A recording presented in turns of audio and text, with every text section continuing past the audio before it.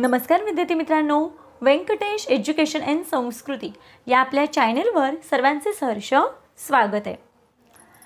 बघा, स्कॉलरशिप परीक्षेमध्ये मोठा बदल झाला आहे हे आपणा सगळ्यांना माहिती आहे की 2025 आणि 2026 या वर्षात म्हणजे याच वर्षी स्कॉलरशिप परीक्षा ही चौथी, इयत्ता चौथी, इयत्ता पाचवी, इयत्ता सातवी आणि इयत्ता आठवी या 4 वर्गांसाठी आहे। बघा, पाचवी आणि आठवी या वर्गाचे स्कॉलरशिप परीक्षेचे फॉर्म सुटलेले आहेत आणि त्याची फॉर्म भरण्याची शेवटची तारीख आहे 30 नोव्हेंबर 2025। त्यांची परीक्षा ही 8 फेब्रुवारी 2026 ला आहे। पण चौथी आणि सातवीचे फॉर्म अजून सुटलेले नाही आहेत।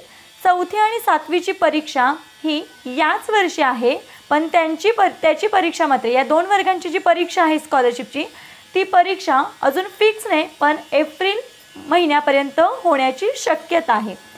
पुढच्या वर्षी मात्र म्हणजे 2026 आणि 2027 या वर्षी मात्र स्कॉलरशिपची परीक्षा आहे ती फक्त चौथी आणि सातवी या 2 वर्गासाठीच लागू असणार आहे।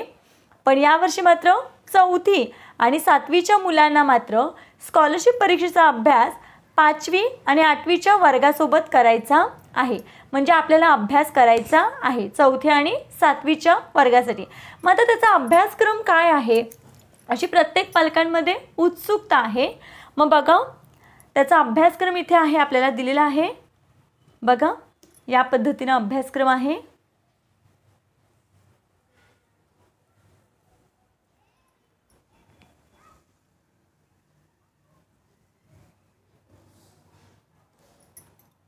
बघा, हे चौथीच्या मुलांसाठी हा अभ्यासक्रम आहे। बघा, घटक आहे संख्या ज्ञान गणितामध्ये आणि त्याच्यामधले उपघटक हे आहेत। या पद्धतीने बघा, हा असा आपल्याला अभ्यासक्रम असणार आहे।